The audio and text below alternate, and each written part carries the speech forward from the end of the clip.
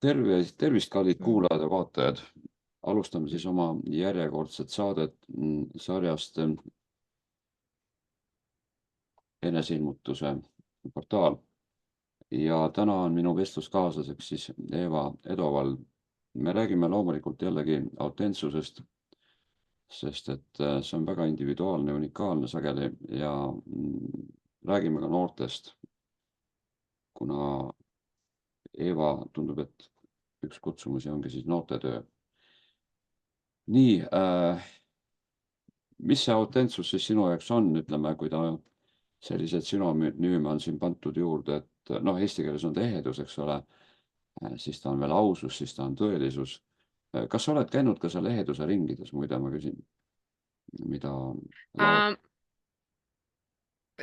ei, ei, mind on see kutsunud, aga ma kuidagi ei ole jõudnud. Et noh, küll on erinevad põhjused, et kuna ma elan ise ka maapiirkonnas, Mhm. aga see tundub midagi põnevat.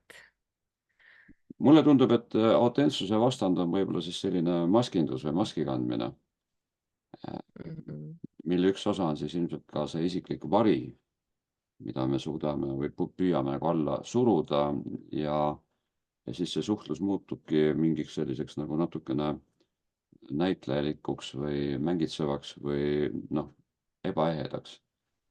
Äh, kaua sina seda autentsust oled endas nii-öelda avastanud või kust see sulle nagu ilmus ja mille kaudu? Ma arvan, et selle juured on nagu lapsepõlves, kas mul on meeles mingisugused kogemused nagu sellest valust või siuksest kuidagi mingisugusest vastuolust, et kui ma aru sain, et mulle on lapsena valetatud Mm. ehk ma hakkasin hindama ausust. Ähm, ma ei, ma ausalt öeldes väga ei mäleta nagu, kas ma teismeeas selle aususe teemaga väga palju nagu enda sees tegelesin või seda teadvustasin, aga kindlasti käis see minuga juba, kui ma noh, jah, esimese lapse sünd kuskil 20-ndatest eluaastatest, et ma teadlikult ma teadvustasin seda, et minu jaoks on see oluline, ma jälgisin seda, et noh, need nii-öelda need väikesed pisikesed valged valed, mida nagu nimetatakse, et need kuidagi nagu ei lipsaks üle huulte või Mm. ja teiselt poolt ma hakkasin ka märkama seda, kuidas see on nagu ühiskondlik nagu norm isegi, et noh, need väiksed valed või noh, et justkui nagu on okei millegi heaks või millegi ärahoidmiseks kuidagi asju teistmoodi serveerida, kui nad tegelikult on. Kas see on seotud kuidagi Ja vastutustundega näiteks, et me libiseme võib-olla vastutusest ära? tõesti jah. Mhm, okei. Jah, et ma vastutan oma sõnade eest, et nad oleksid tõesed. See Mhm. võib küll olla jaa. No lapsed on kõik väga autentsed ju, ma ei tea, me kõik vist oleme seda märganud, kui nad vähegi normaalses perekonnas saavad kasvada, aga siis kuskilt peale vist hakkab ära vajuma või hakkab ära kaduma. Öeldakse, et kuni 7. eluaastani laps on hästi plastiline, et tema ajulained on isegi alfa ainult, eks ole, ta on sugereeritav ja Osso ütleb ka, et kui sa lased 7. eluaastani kasvada, siis see laps on juba võitmatu või teda ei saa enam ära Mm. võtta. Kuidas sinu kogemus on? Et vahepeal kaob see asi ära ja siis hakatakse võib-olla uuesti avastama seda teismeeas või kuskil seal. Kuidas sul see rütm on olnud? Oh, see lapse kasvatuse teema on jaa väga huvitav, sest näiteks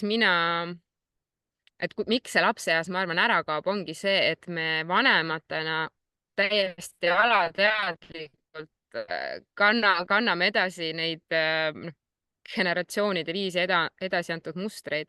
Et Mm. noh, ma olin ausalt öeldes üsna kohkunud, kui ma oma esimese lapse oma tütre juures märkasin, et ma hakkasin teda keelama, noh, mingid sellised asjad, noh, ära hüppa porilombis, ära mängi, onju. Laps tunneb sellest siirast rõõmu, tal on nagu vihmariided, noh, ta on ka nagu kaitstud igatepidi, onju. Ja ma nagu ma teadvustasin seda, et appikene, et noh, et see on kuskilt, et kas seda on öelnud mulle tõenäoliselt mu ema, seda on öeldud tõenäoliselt mu vanaemale ja noh, kes teab, kui kaugelt see tulnud on. Et see oli üsna jahmatav ja peale seda neid selliseid taipamisi tuleb veel ja veel, et mis on need nii-öelda käitumisviisid või mõtlemisviisid, mis on päritud ja ma arvan, et see üks asi, kuna ma ei tea, kas ka need ühiskondlikud normid, kuidas on lapsi kasvatatud, on olnud üsna sellised võib-olla jäigad, et see on põhjus, miks ka tänapäeva ühiskonnas siis lastelt nii-öelda see laste ehedus kuidagi kaotsi läheb ja kuidagi kinni mätsitakse. Huvitav, Maiko Johanson kasutas siin mõistet konformne maailmakirjeldus, mida siis maast madalast hakkab lapsele läbi vanemate, läbi laste ja läbi kooli ja sealt edasi tulema, eks ole. Ja siis tekib probleem, noh, vähemalt siis kasvavatele inimestele, kuidas sellest nõiaringist nagu välja murda. Et see võib olla üsna karm masinlikuks muutumise protsess, kus me jäämegi nagu ennast kordama oma ahtates piirides nii-öelda mugavustsoonis. Aga kuidas sina tunnetad autentsus nüüd ühiskonnas laiemalt? Kui palju sa kohtad selliseid inimesi, keda sa võid nimetada ehedaks, no kas või emotsionaalselt ehedaks, võib-olla mitte alati mõttetasandil loovaks ja, ja, ja kuidas ehedal inimesel, noh, ilmselt neid inimesi ei ole enamus, ma kardan. Kuidas siis ehedal inimesel siin ühiskonnas suhtlus nagu välja näeb? No ma arvan, et see on, kui võib nii öelda, kasvav trend õnneks ja need inimesed kuidagi tunneb ära, noh, seda on võib-olla raske kirjeldada, aga seal on, vot mulle, ma mäletan ühel mingisugusel koolitusel keegi ütles, et, et ta küsis mu käest, et kust tuleb minu sisemine vabadus. Et ta kuskilt nagu nii-öelda luges selle välja, et seda võibki jah kirjeldada, et see kuidagi sisemine vabadus hõngub justkui nendest inimestest. Aga ühelt poolt nagu ühiskonnas nende sisemistelt vabade inimeste nii-öelda olemine on, ma arvan, väga kahetine, et ühelt poolt on nad väga inspireerivad. Ma näen ka ise, et kui ma näen neid sisemiselt vabu inimesi, see on tõesti vau ja see ongi inspireeriv, et ka nii saab. Ja see on aidanud mul ka ennast veel rohkem nagu vabastada. Aga teiselt poolt võivad esile kerkida konfliktid. Et ma olen ise kogenud, et olukordi, kus ma tunnen, et ma olen täiesti mina, mul on tõeliselt hea olla, ma teen õigeid asju ja noh, 2 aastat tagasi oli mul isegi noh, ütleme nii, et oli traumakogemus tegelikult, millega ma omajagu tegelesin. Et ma olin olukorras, kus ma pidin tegema koostööd inimestega, kellele minu ehedus absoluutselt ei sobinud. Ja mulle hakati ütlema, et noh, et ära käi nende noortega, noh, ära tee neid asju, noh, mis tegelikult olid üldse minu ülesanded. Et ma arvan, et see võib ka või noh, see kindlasti tekitabki ka inimestes, kelle jaoks see on võib-olla nagu liiga võõristav, midagi võib-olla liiga uut, et ta tekitab sellist vastuolu ja ma olen ka kogenud sellist nagu võib-olla nagu allasurumist, et hakatakse ütlema, et noh, et ära tee nii, ära ole nii. Et umbes, et see ei ole õige, see justkui ei vasta normidele. Siia veel on mingi huvitav mall selline, et kui ta räägib sellest arvestamisest, et sisemiselt, kui meil on oma kese tekkinud, me ei pea liiga arvestama teistega, eks ole, et me elame ikka oma elu. Aga väliselt me peaksime mängima rolle. Üldse mitte välja näitama, et me tegeleme mingi sisemise tööga, et see on nagu mingi salajane niisugune värk, mis käib, eks ole. Sisemiselt võib-olla naerame selle üle, mis ümberringi toimub ja samal ajal noh, mängime kaasa ja see pakub meile isegi lõbu võib-olla, nagu paljud poliitikud ju tegelikult teevad, eks ole. Et kui neil on ikka täis võim käes, siis nad saavad juba lubada endale sellist nagu nalja ja noh, niisugust satiiri ja huumorit. et kuidas see sulle tundub, kas see oleks loomulik olukordades, kus on hoopis teistsugused inimesed? Sa mõtled nagu sellist naeruvääristamist ei, ma mõtlen seda või? kohanemist, et mängida siis sellist rolli, mis selle või teise inimesega on kuidagi selline ladus ja võimaldab Okei. isegi kontakti saada, eks ole, selle kaudu, sügavamat kontakti, ma mõtlen tema sisemise ehedusega võib-olla. Sa mõtled, et nagu sulanduda nii-öelda keskkonda või inimeste nagu sellesse? Ja sulanduda, aga teiselt poolt võttes endale ülesandeks. Vot Gurdjiev ütleb, kui on siuksed rasked asjad, no kuidas ma saan teha, aga sa võtad selle endale ülesandeks. See on sul praktiline ülesanne. Nüüd mängida selle inimese lainel kaasa. Mul on selliseid kogemusi viimastel aegadel, et mul tuleb see üsna kergelt, et ma võtan selle joone, mis teisel on ja siis hakkan lihtsalt sellel joonel temaga vestlema. Ja siis me võime mõnikord minna väga vastastikku hasarti, sest igal inimesel on elus sellist huvitavat ja põnevat, mida ta oskab ja millest ta on võib-olla meister, tal on mingid teadmised, kogemused, eks ole. Kuigi võib-olla üldse mitte võib-olla vaimsed kogemused, aga need võib-olla ka praktilised kogemused, oskuslikud kogemused, mingi selline asi. Sellega ma olen nõus ja seda mina nimetan sildade ehitamiseks inimeste vahel, et minu jaoks on see hästi oluline. Aga see on sihuke võib-olla peenmäng, et oluline on jääda ausaks iseendale.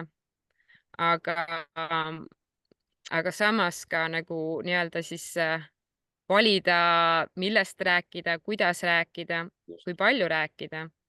Et olen astunud ka siin ühes seltskonnas ennast väga haavatava koha pealt, ütlesin ühe lause, mida need inimesed absoluutselt ei mõistnud ja mindki naeruvääristati ja ma sain väga haiget peale seda. Et see ka ei ole, ma arvan, kellelegi vajalik, onju. Et ühesõnaga jah, et seal tuleb nagu tunnetada, et mis jah, või kuidagi jah, rääkida, kuulata eelkõige.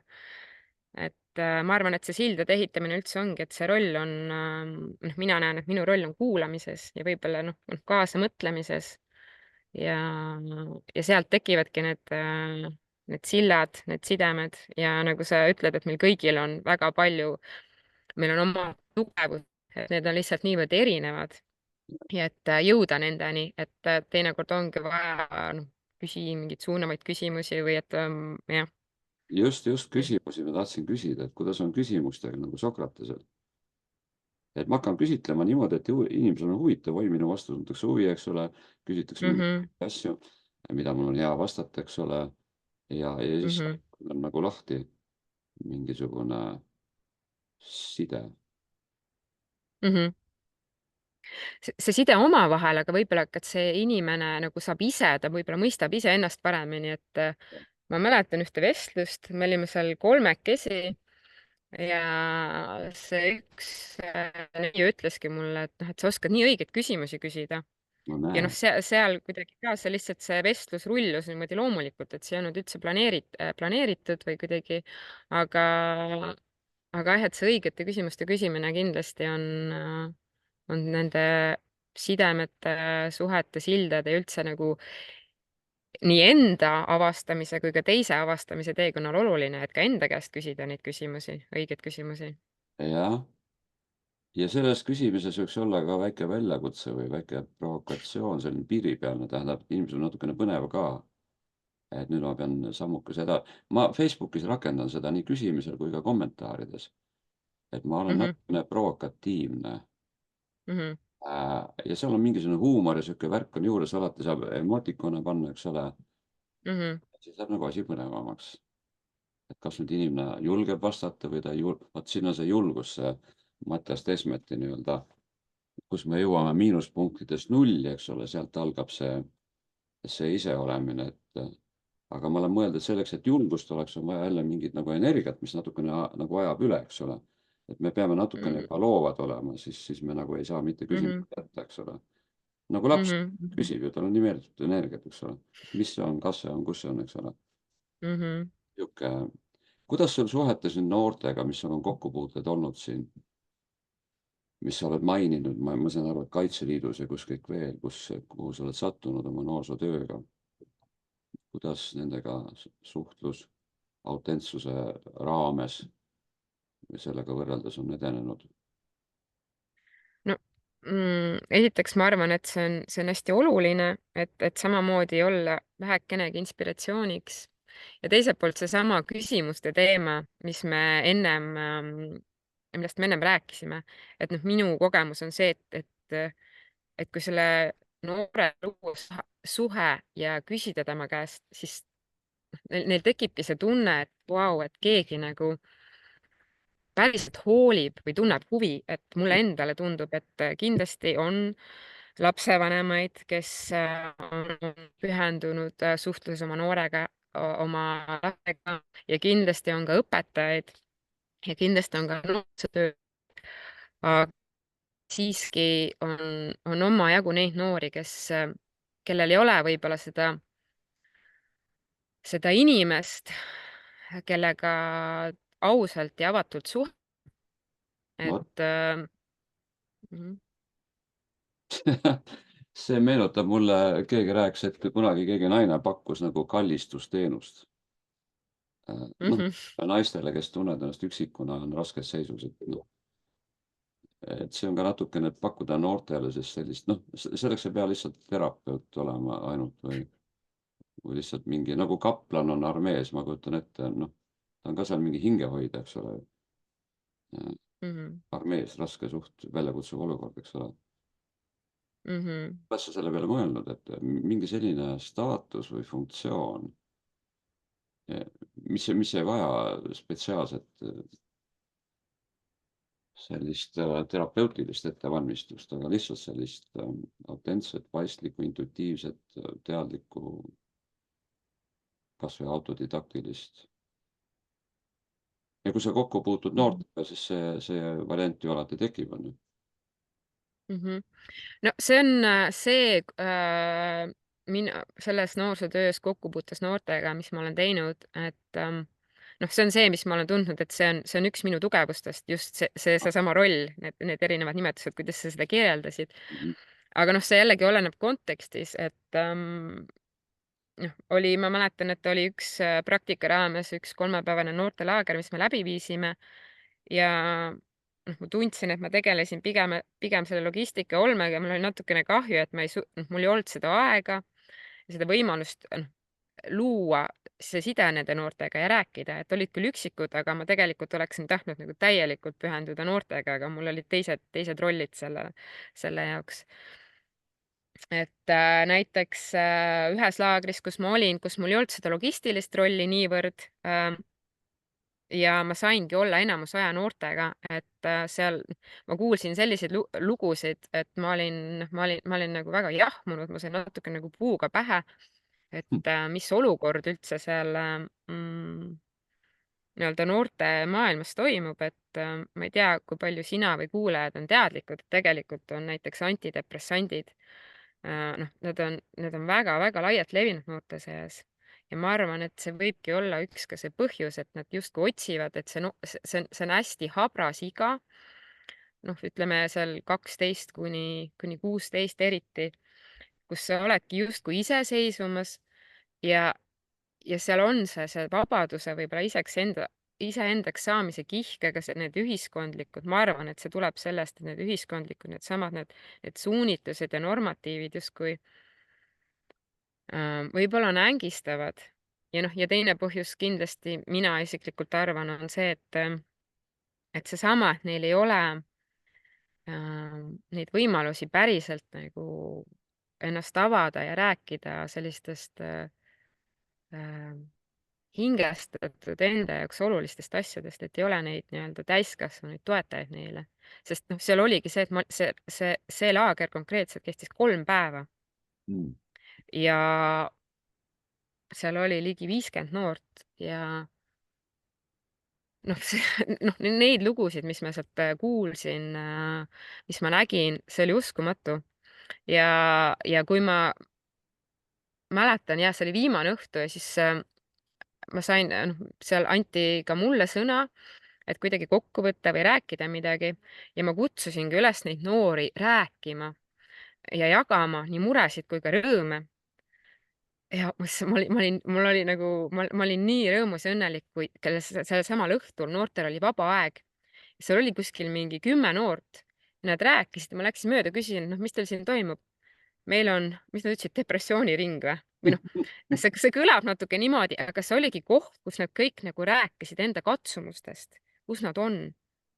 Et mul oli tõesti, siiamaani praegu ma räägin sellest, et noh, süda sees nagu hõikab, et vau, ja see on vajalik. Kuigi seal on ka omad, noh, eks seal on ka omad miinused, et seal kohati võib-olla mulle tundub, on ka see nii-öelda võib-olla ülediagnoosimine või noh, Mm. või on ka need noored, kes võib-olla otsivadki endale mingisugust diagnoosi, et siis kuidagi enda sisemist valu siis leevendada nende antidepressantidega, et seda väga ühte konkreetset juhtu ma nägin isegi selles laagris, et noh, kus see neiu, no ma pärast hiljem ühes loengus sain aru, et miks ta oli nagu nii hajevil ja vahepeal kõikus, et üks õppejõud seletas mulle, et see on, et noh, see on nagu see üledoos, sihuke noh, piiri peal. Kuidas on lood noorte nii-öelda vaimsusega selles globalistlikus konkurentsiühiskonnas, kui me vaatame nüüd väljaspoolt, kus tõesti võimalused ahenevad ja võitja kipub võtma kõik ja mida kõik veel peale selle. Ja teiselt poolt see sisene psühholoogiline külg, eks ole, et kuidas seekaudu siis noh, vaimsus justkui nagu leevendab seda või võimaldab kohaneda ja minna sügavamale väljapoole seda materiaalset maailma mingis mõttes. Noh, religioon enam ei toida, eks ole, selle aega läbi saama, aga nüüd see uus vaimsus, see, mida nüüd ütleme, jutlustavad siin uue paradigma mõtlejad, keda tähenduse teejuhid tutvustavad siin, kõik need Rupert Sheldrake'id ja Charles Eisensteinid ja teised, et kuidas selle vaimsusega noorte seas on? Kas on mingi ülekõrs või mingi varjupaik juba olemas kuskil ja kas on kujunemas ka mingeid vaimseid selliseid rühmitusi või mingi sihuke vaimsem organisatsioon või sihuke kogukond, millega saaks liituda, ühineda, kui ollakse valmis? vot mina seda hetkel ei näe ja nagu sa ütlesid, et tegelikult see oleks mingisugune selline tugi, oleks väga vajalik, nagu sa ise ütlesid, et see on just see, mis kergendab võib-olla seda valu ja mis nagu toetab seda hingelist sisemist kasvamist. Aga noh, sellega peab, see võiks olla jah, üks missioon luua kuidagi selline, selline kogukond või liikumine, et toetada seda noorte vaimsust. Aga mul tuli sealt kohe ka see aga, et seda tuleb kuidagi väga peenetundeliselt teha, leian mina. Et kui see kaldub sinna, sest noh, noorsootöö, noorte valdkond, see on väga hästi reguleeritud meie riigi poolt. Ka rahastusega iseenesest ei tohiks olla probleeme, ka Euroopa Liidus on ta väga heldelt rahastatud. Aga kui kalduda sinna nii-öelda esoteerikasse, et seal võib tekkida väga suuri vastuolusid ja tegelikult ongi ka seaduses on öeldud, et noorsootööd ei tohi teha mingisuguse usutluse nagu kaalutlusega, et kuhugi poole ei tohi noori kallutada. Et noh, seal on see noh, mis on mis ja kus on kus on ju, jah, et nagu sa ütlesid, et religioon, aga kui mõne jaoks võib-olla on ka ma ei kujuta ette nagu see vaimsus nagu religioon või need on kuidagi nagu samastuvad või sarnastuvad, võib tekkida probleeme Nojah, selles see meenutab ühiskonnas. mulle põhiseaduslikku usuvabadust, eks ole, et seal ei ole vaja sekkuda ja noh, see oli, ütleme, klassikalised religioonide ajastul, aga nüüd, kus ja mis on siis esoteerika? No ma ka ei taha mingit esoteerikat, mida New Age'is Mhm, on hästi palju. mhm, Aga ma pean silmas filosoofiat, klassikalist mhm, kultuuri, kunsti, kõrgkunsti, mhm, transpersonaalset psühholoogiat loomulikult. ja muid selliseid teaduse eesliini asju, jah. ka mis puudutab lähisuhet ja nii edasi. Mhm. Seal on, mida avastada, sest et noh, minu arusaam on see, et kõigepealt me peame saama teadmised selle kohta, mida inimkultuur, kumuleerunud inimkonna kogemus on avastanud läbi aastatuhandete.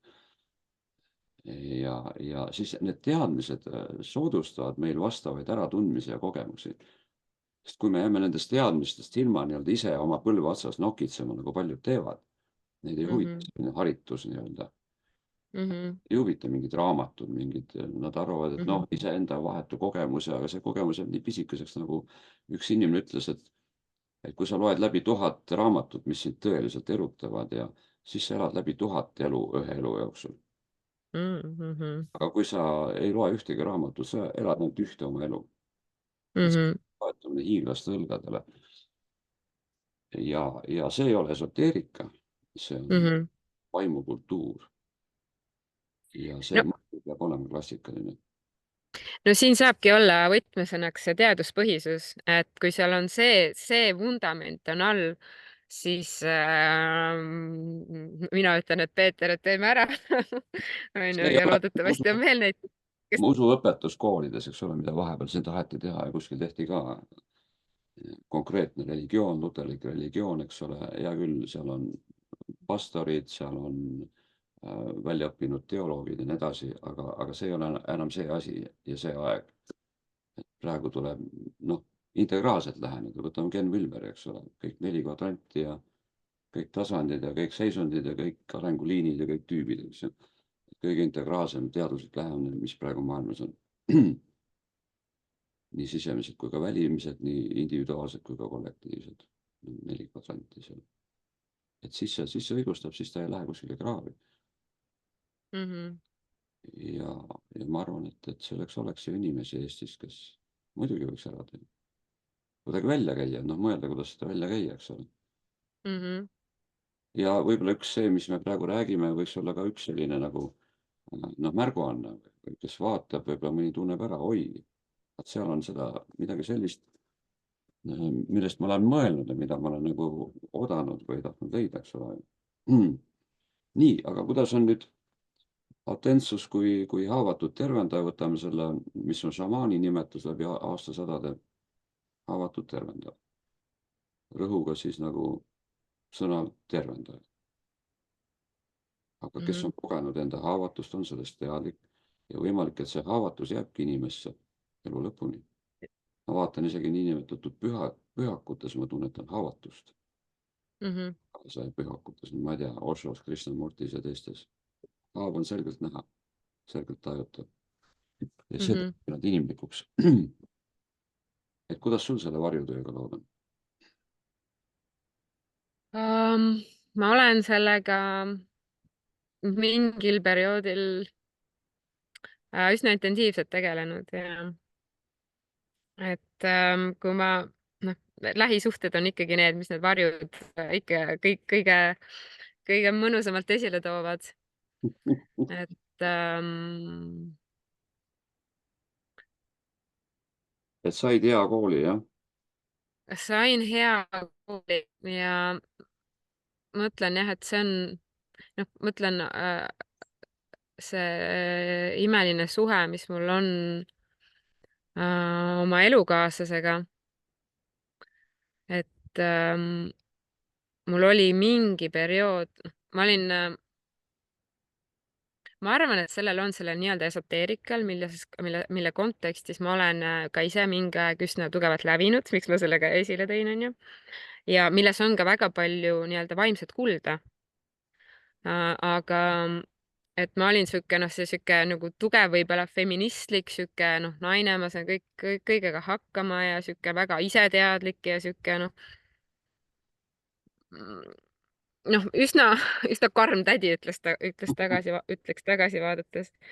Ja kui ma seda ükskord oma haavatavuses mõistsin, et kui palju haiget me läbi sellise või noh, sellest mm, nagu lähtudes või noh, niimoodi käitudes oma elukaaslasele olen teinud, mul võttis see üsna kaua aega, et sellega kuidagi rahu teha või et endale andestada. Mm. Et see on nagu üks hea näide, ma arvan, sellest varjutööst ja teine asi on kindlasti lapsed. Et samamoodi need põlvkondlikud mustrid, millest ma rääkisin, noh, nad toovad esile kõik minu arust, et noh, kõik igasugused väga-väga lähedased suhted. Et sellega on, noh, minul endal on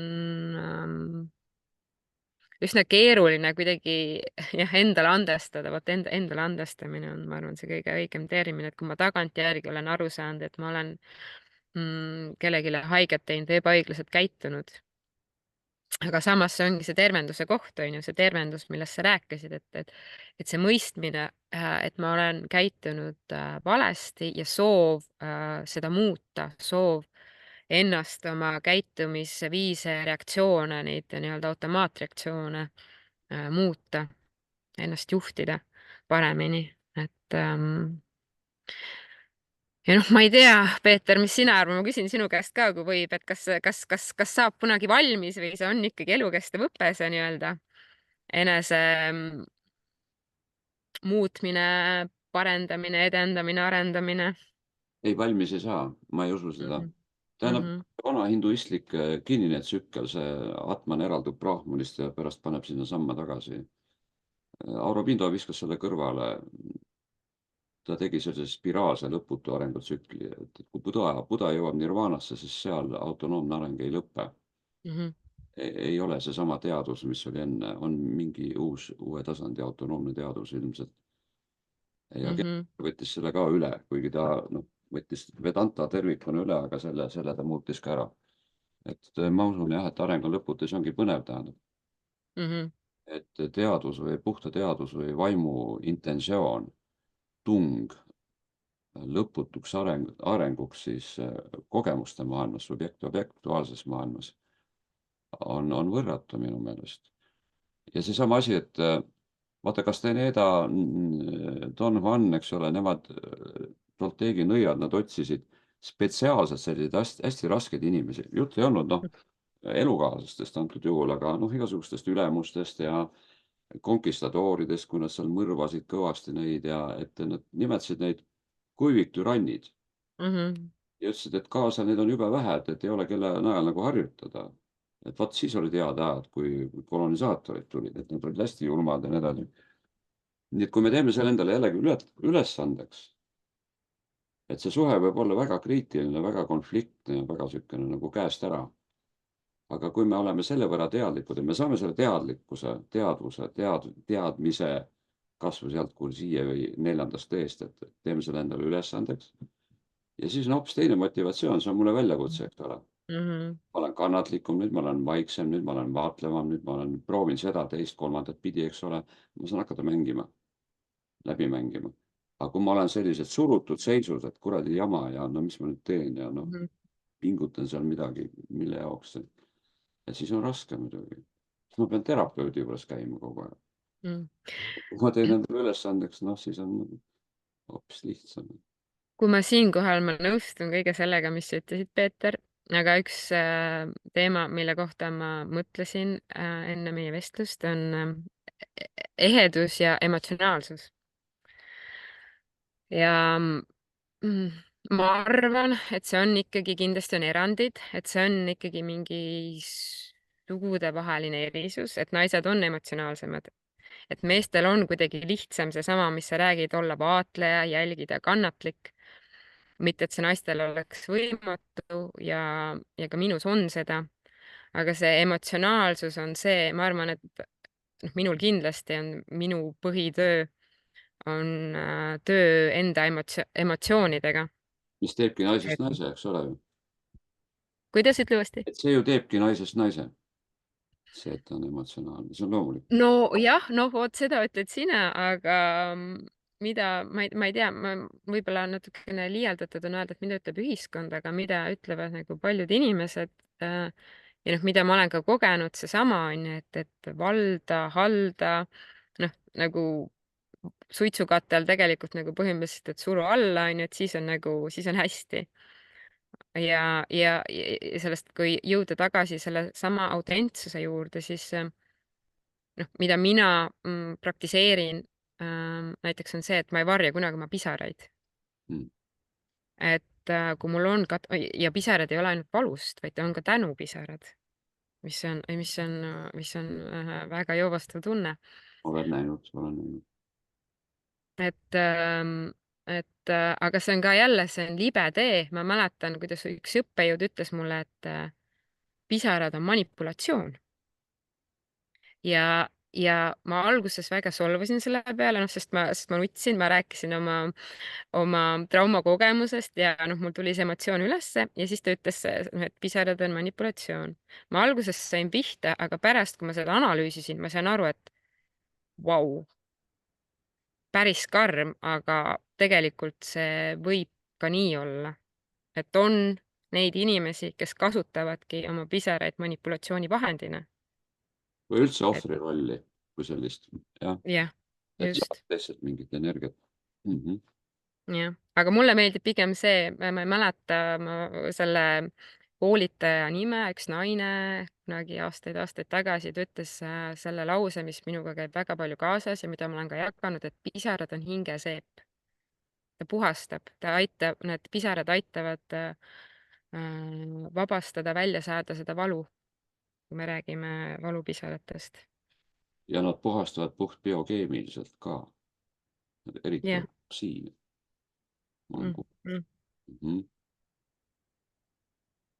Niimoodi.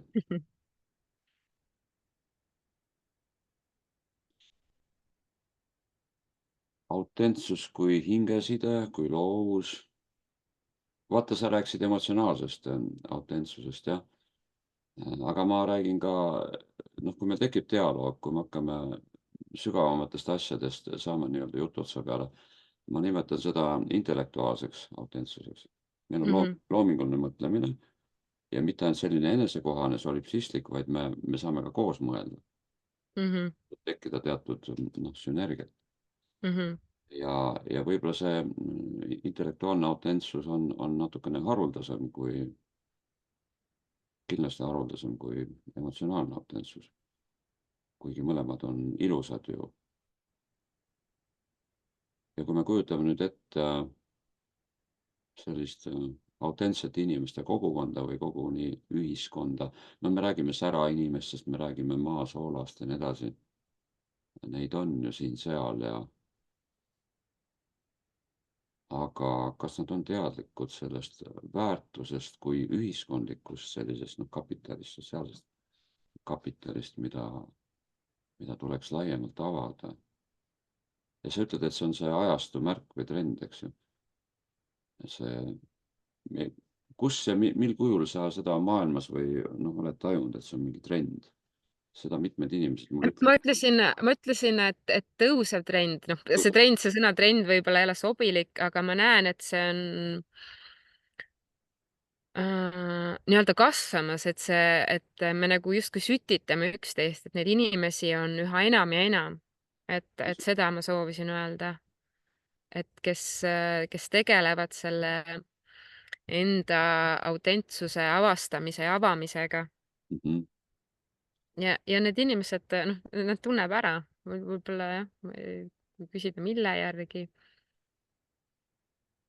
Vaata, New Age räägib hästi palju, et kõik on üks ja sihuke abstraktne loosung, millel ei ole nagu mingit katet. Aga minu jaoks autentsus on esimene reaalne kate sellele.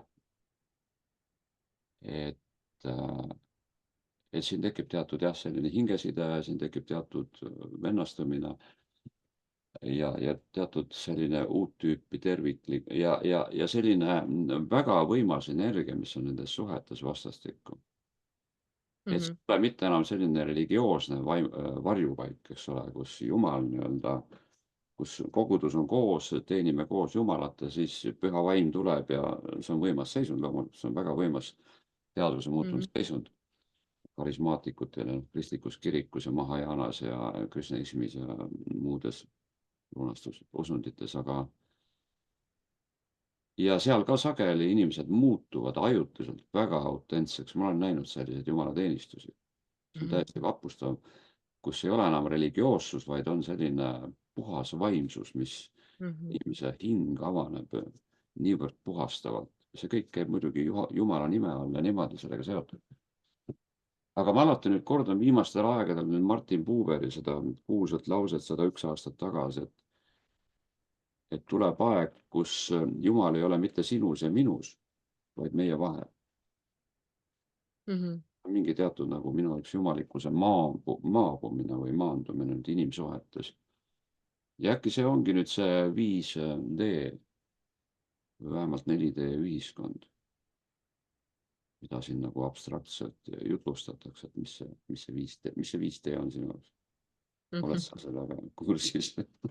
No minu jaoks on see nagu see 5D on täpselt see, et mul on üks sõbranna, kellega ma olen üle 10 aasta juba läbinud ja kellega ma siis nii-öelda seda esoteerika teekonnale sattusin, aga minu jaoks on see 5D siiamaani nagu mõistetamatu, et noh, see jääb lihtsalt minu jaoks kaugeks. See väljend, aga see, millest sa rääkisid, et see inimestevaheline side, et noh, mina nimetakski, et see kogukond või noh, me oleme ka, kui need inimesed tunnevad ennast ära, ongi, et me oleme õed-vennad, et see kogukonnatunne, see kuuluvustunne, et jah, et me justkui oleme nagu ühise missiooni või isegi mingi ühise äratundmise pinnalt tekib see tunnetus ja seda on nii tore, noh, see on tõeliselt tore ja see on nagu toetav ja see on ka jõustav, see annabki seda jõudu, kui olla, rääkida ja nagu jagada, kuulata nende inimestega koos ja mõista, et vau, jaa, et just nii. See on minu jaoks hämmastavalt kaunis, kuidas iga nii-öelda unikaalne individuaalsus seda väljendab täiesti erinevalt. Ja Mhm, nad kõik räägivad sedasama tõde, aga väga unikaalses ja kaunis vormis, et see on omamoodi, ma ei tea, uus kunstiliik või no sealt tulebki see inimene kui kunstiteos, kui me räägime mitte enam isiksusest, mis on seotud nagu persoonaga, eks ole, mhm, maskindusega. Osho vältis seda mõistet, ta ikkagi rääkis individuaalsusest juba, mis on seotud meie ise arhetüübi ja sellega. See on kaunis ja ma arvan, et see on ka nakkav mingil määral. Noh, miks me siin seda teeme praegu või miks ma olen võtnud selle rakursi või formaadi, et ma usun, et see on nakkav, kui me saame seda endist nagu esile tuua nii iseendas kui ka läbi suhtluse. Et sellel on perspektiivi, sest kui nüüd ajalugu vaadata noorte koha pealt, siis mulle muidugi meenub nüüd eestlaste ajaloost, noh, vabadussõda, eks ole, kus noored ju alustasid seda nii-öelda kaitsemissiooni. mhm, Vanem põlvkond oli nagu algul inertne minu teada ja ja nüüd me elame jälle uut tüüpi sõjas, eks ole, kus toimub selline niveleerimine ja degradeerumine ja see kutsub esile mingisuguse uue tasandi lahenduse. Nagu me ütleme, et noh, lahendus ei ole samal tasandil, see on järgmisel tasandil, mida me mhm, algul ei teagi. Aga mulle praegu tundub, et autentsus ongi see järgmine tasand. See ongi see võti, mida me näeme selgelt. Sealt edasi muutub juba natukene nagu ähmaseks see värk, eks ole.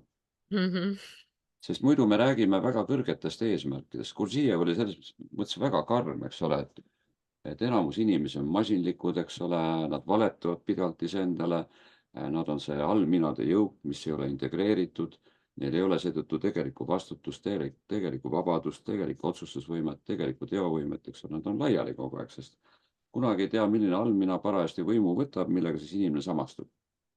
Ja siis ta niimoodi ongi Ameerika mäed, sõidab siia ja sinna, eks ole. Et esimene asi saaks siis kuidagi need paremad allminad koondada mingisuguseks asevalitsejaks, eks ole, noh, päris minani on sealt veel tükk maad. Et alustame sellest, mis on kohe nina ees, see oli noh, kuni 40 aastate lõpuni muidugi, tol ajal ei olnud veel transpersonaalset psühholoogiat sellisel kujul, noh, oli Jung ja oli William James ja need, Freud ja aga, aga alustame, see oli ka omamoodi ju varjutöö tegelikult, hästi diferentseeritud varjutöö, et me hakkame märkama, me saame teada, ahah, see jama sõltub sellest, et meil on niisugused allisiksused lihtsalt. Ja siis me hakkame neid tähele panema, teeme isegi nimekirja, eks ole. Avastame, ahah, 5, 6, 7 põhilist allisiksust, nii. Ja nüüd valime, kes nendest on nagu viljakamad ja hakkame nagu neid ära jäädma, kes tekitavad pidevaid traumasid meile. Ja siis sealt hakkab tekkima mingi sisemine kord.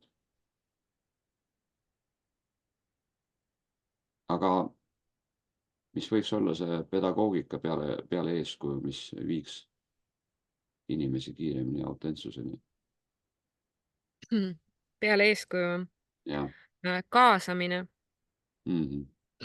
et igaüks tunneks, et ta on oluline, et see, mida tema teab, tunneb või arvab, läheb miskil määral korda.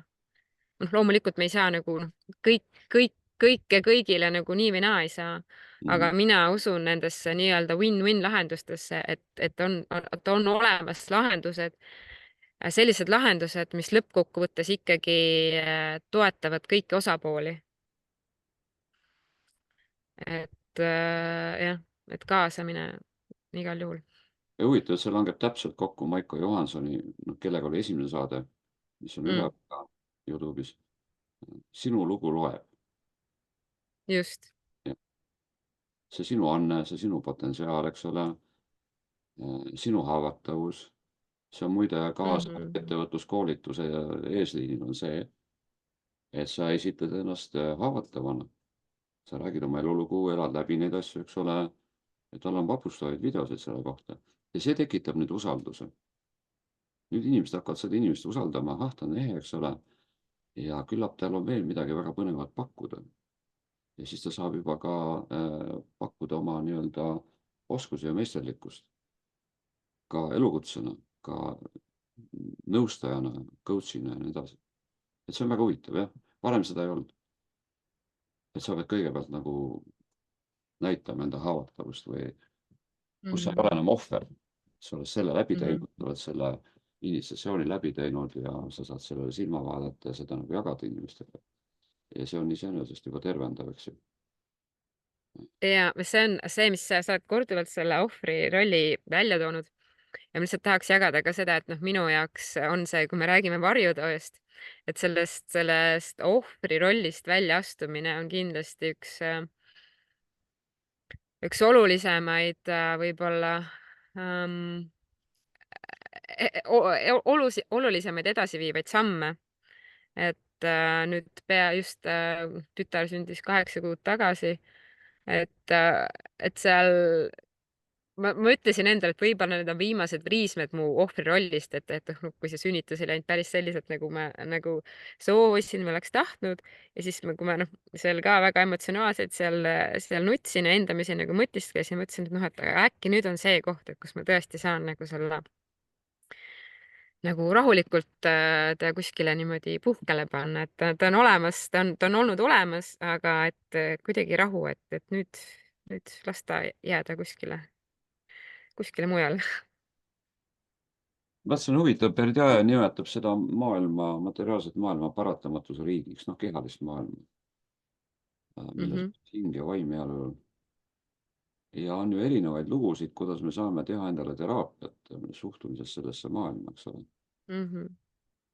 Ütleme selline eksistentsialistlik, heidetus maailma, Heideggeri, see on ju väga traagiline, sihuke kurb ja ränk lugu. Et see ongi ohvri lugu, et me oleme siia heidetud meie enda nii-öelda teadmata. Võib-olla me ei tea, võib-olla me valisime selle. Aga teine lugu on, siis see teine äärmus on idast kuskil, et see on jumalik mäng lihtsalt siin, eks ole, see on Brahma tants, liila, eks ole, leila, mida ka Osho pidevalt rõhutab. Et me saame sellest rakursist võtta, eks ole. Või siis saame ka võtta, ma ei tea, plaatonlikult, et kõrgem maailm on seal ja see on lihtsalt kahvatu vari, et miks me seda tõsiselt võtame.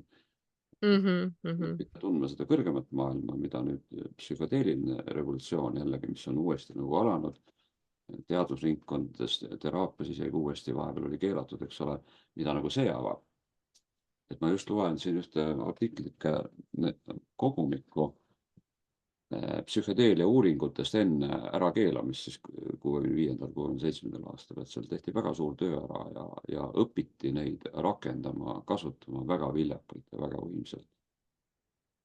Alates varjutööst seal isegi ütleb autor, et üks seanss, mis oli tema praktikas varjutöö koha pealt, oli võrdne kuskil 500 kuni 600 psühhoanalüüsi seansiga. Nii et see võimendus oli sadu kordi. Ja kuna see läks laiali ja palju tehti ka liiga ja kontrakultuur, mis 60-ndatel tekkis, et see oli kohati ka täielik laga ja seda muidugi süsteem kasutas ära, et see täielikult kinni panna, ka kontrollitud uuringud ja need asjad, eks ole. Nii et me oleme nagu oma varjuvanglasse pandud samal ajal kui maa põliselanikud või pärisrahvad, hõimurahvad, eks ole. Ta ütlebki, et kui meie psühholoogia on, ma ei tea, 100 aastat vana või natuke rohkem, eks ole, siis transpersonaalne psühholoogia on vana 45 000 aastat. Ja seal olid ju kõik rituaalid, see kord, kuidas kasutati need hoiakud, need intentsioonid, kõik olid täpselt paigas, nii et said olla ainult väga viljakad. Et see ei olnud nii, et lihtsalt juhuslikult tahan lõbutseda ja siis võtan midagi sisse ja pole minu asi, mis juhtub, eks ju. Et juhtus väga palju. Ja praegugi sageli juhtub neid asju ilmselt kuidagi logade käib see asi kõik. Aga mul tuli sinu jutuga kohe meelde see neljapäeval Viljandi Kultuuriakadeemias, ma loodan, et ma nimega ei eksi, Ene Lukka, pärimuskombestik oli aine, millel oli esimene loeng ja tegelikult ta võttis käe selle umbes samamoodi kokku, või kui mina võtaks kokku, et tema sõnum oligi see, et meil on seal pärimuskombestikus, et see on aastasadu, tuhandeid tegelikult olnud selle nii-öelda hingehoiu nagu funktsiooniga.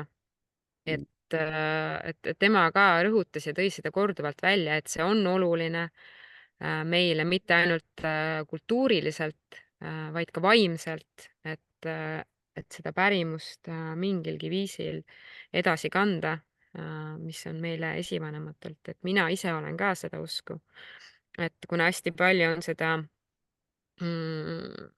meie pärimus on hästi palju seotud loodusega, siis mina ise tunnetan seda looduse tervendavat ja seda jõustavat aspekti väga tugevalt ja seal on ka ju teadus tegelikult tänapäeval juba taga, et ma just mõned nädalad tagasi lõpetasin ühe koolituse läbiviimise küll meeskonnana, mis tegeleski, mille teemaks oligi metsateraapia.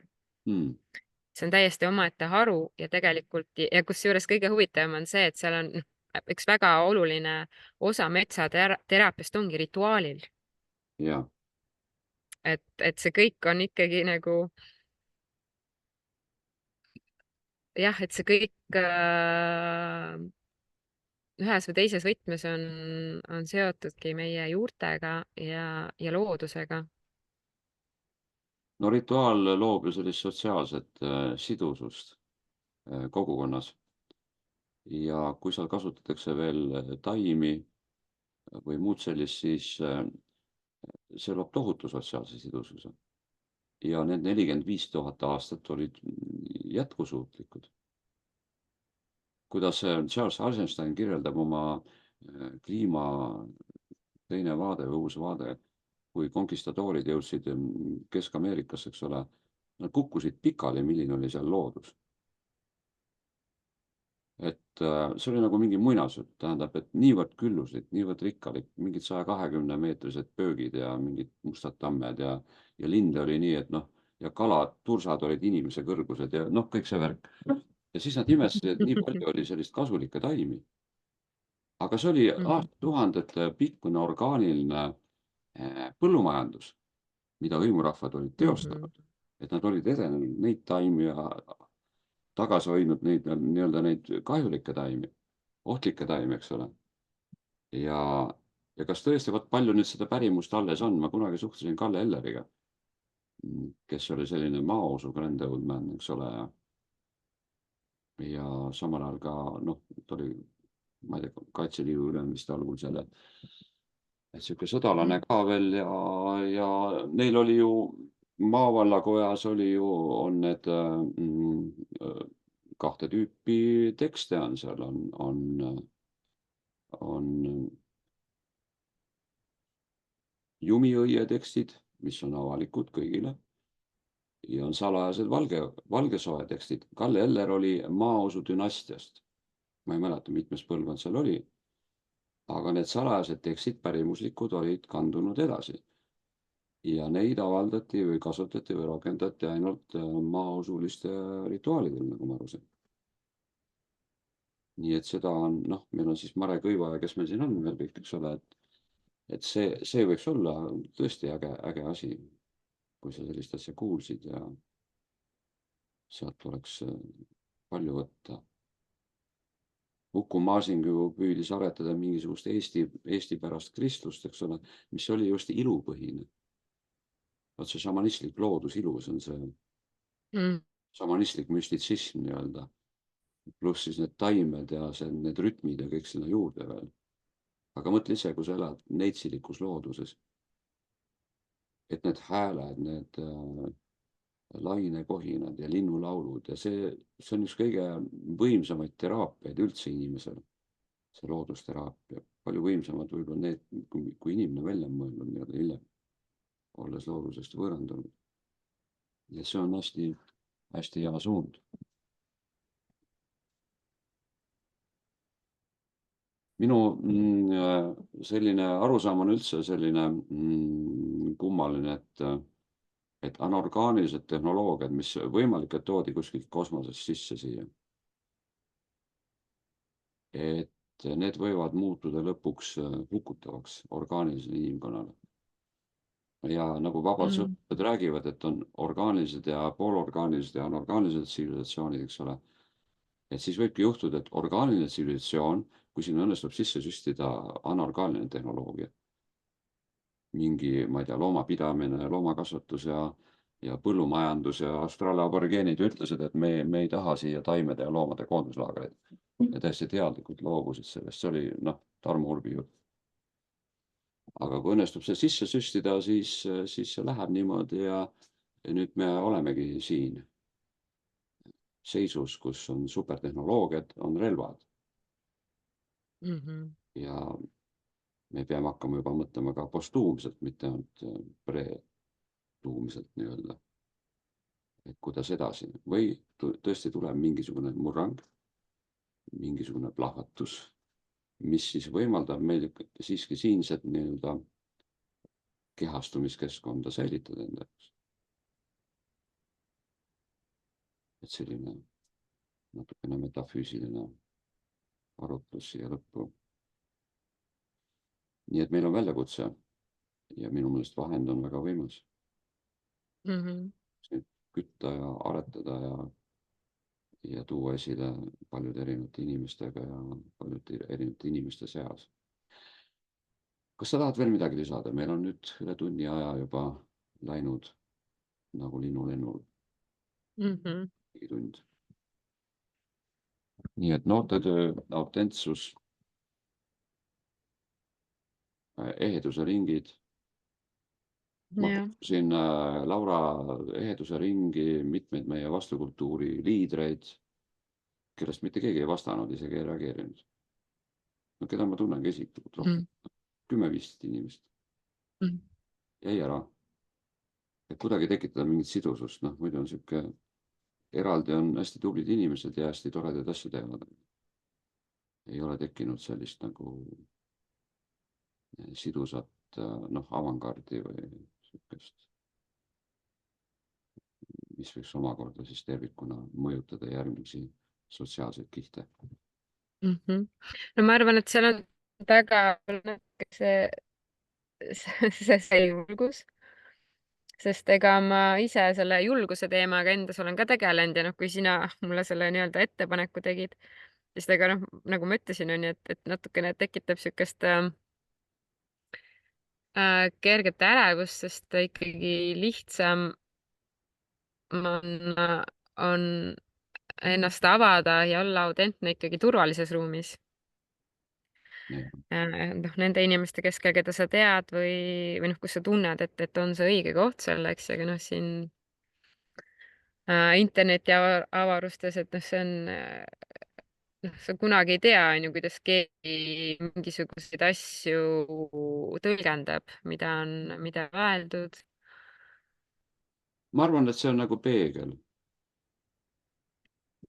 ja kui sa väljendad oma isiklikku autentset tõde selle hetkel, mis on alati dünaamiline, võib-olla muutub, kasvab, Mm. siis no ma ei tea, siin seondub ikkagi, et noh, õige hõlma on nagu raske hakata, sest et siis sa hakkad endale näkku sülitama. Aga Mhm. las ta peegeldab ja ta leiab õiged inimesed, kes on valmis ja ma arvan, nad on vaimustunud. Nad saavad Mhm. inspiratsiooni, tekib mingi sünergia, tekib uusi mõtteid, ideid, ohoo, ahaa, niimoodi saab ka, eks ole. Jaa, loome, nüüd hakkame looma, loome siis. Mhm. Noh, mul tuli ka see idee Jah. siin paar kuud tagasi nüüd, varem mõeldes. Mis ma tahaks võib-olla veel lõpetuseks öelda, on noh, ka üks võib-olla see varjupool, mis ma endas, millega ma endas olen tegelenud, see nii-öelda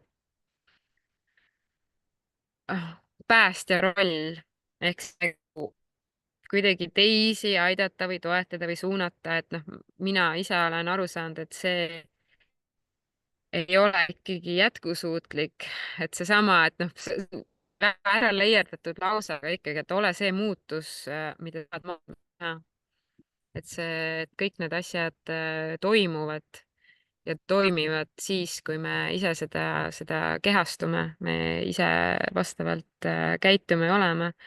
Et selline, et noh, sest ma olen olnud sellel teekonnal, ma olen millestki väga inspireerunud ja siis kuskil noh, justkui hakkad nagu kas nagu moraali lugema või jutlust pidama just, et ühel või teisel teemal, noh muidugi, kui on dialoog, seal on nagu teine teema, aga jah, kuidagi tahtis selline mõtteavaldus tulla, et ikkagi jah, see töö iseendaga, fookus iseendale, et loomulikult mitte ka, et vältida ka sellist mullistumist, et mul on elus ka olnud neid perioode, et kus oledki täiesti nagu omas mullis ja tegeled endaga, et see on ka, noh, ma ütleks, et raiskamine tegelikult, sest see maailm vajab meid, meie andeid, Jah, kõigi meie andeid. Maiko ütleb, oma ande mitte annetamine maailmale on kuritegu. Vot ma kus ma lugesin seda, võib-olla sinu kuskilt, et ma mõtlesin, et see on väga geniaalne ja see mind natukene kriipis, Mm, sest ma tundsin, et ma olen nagu võib-olla seda mingil perioodil oma elus nagu jah. mitte jaganud. Ja vot, kui inimene kuuleb seda, siis ta äkki märkab, oi, mul on nii suur anne ja ma kuidagi hästi kehvalt seda nagu tingin. Noh, kas ma tahan siis ainult raha teha või noh, võiks ju rohkem anda kõigepealt, anda ja küll siis tuleb ka tagasi, aga et võib-olla me natuke hoiame siin, mängime nagu jah, liiga selle vana kaardi peale. Hakkame ikka äri tegema. Minu meelest niisugune äri tegemise aeg on nüüd läbi. Kapitalism on kokku kukutumas ja mis äri sa siin teed, see on vale asi, tähendab, et põhiäri on praegu sinu hingeäri heas mõttes, et sa leiad, taastad oma hingesideme ja sealt edasi vaimse sideme, pühaduse, eks ole, autentsuse pühadus. Et kuidas see Jumal seal nüüd tuleb ja on siis selline ühtpidi tohutult kütkestav ja teiselt poolt nagu aukartust äratav, mida siis teine inimene hakkab minus tekitama või sünnitama. Ta on aukartust äratavalt sügav ja suur ja teiselt poolt ma tajun tema haavatavust, et nüüd minul tekib ühelt poolt imetlus ja teiselt poolt kaastunne, eks ole. Et see ongi minu armastuse definitsioon praegu, et kaastunde, imetluse sulamine, eks ole, Mm -hmm. miks mitte. Ja see on ilus, see on kütkestav, see on väärtuslik. Aga See aitäh sulle. kapitalismi teema on veel omaette teema. Sorry, ma jälle lõikasin vahele, et mul on ka, ma mõtlen vahest, ma võib-olla vastandun isegi liiga tugevalt, aga ma arvan, et las ta jääb praegu. See on omaette, okei okay.. jah, see on huvitav No teema. ühesõnaga, ma olen sinuga nõus, et ta on välja surnud ja ma tegelikult ka, ma otsin lahendusi, kuidas selle süsteemi väliselt toimida, et näiteks kui ma teen ise mingit taimedest mingit salve või tinktuuri, siis ma üha enam ja enam nagu proovin nagu mingit teenuse või kaubavahetust, et me nagu ma tunnen, et ma ei saa küsida raha nagu ja noh, see nagu mingi turundus on ju, et mul on käinud küll mõtted läbi ja mul on öeldud ka, et oh, on ju, hakka tegema, hakka müüma, on ju, noh, et ei, see ei ole see, ma ei tunne, et see on õige. et et see, et eks need asjad käivadki ja teistmoodi või hakkavad käima ja need asjad on muutumas tõesti, ma olen nõus. Ja meie saame neid muutuseid viia ellu ja rohkem ja rohkem. No tore. Aitäh sulle. Järgmiste kohtumisteni. aitäh sulle, kõike parimat ja uute kohtumisteni. Ja aitäh ka teile, kallid kuulajad ja vaatajad, kes te siit midagi saite. Kohtume.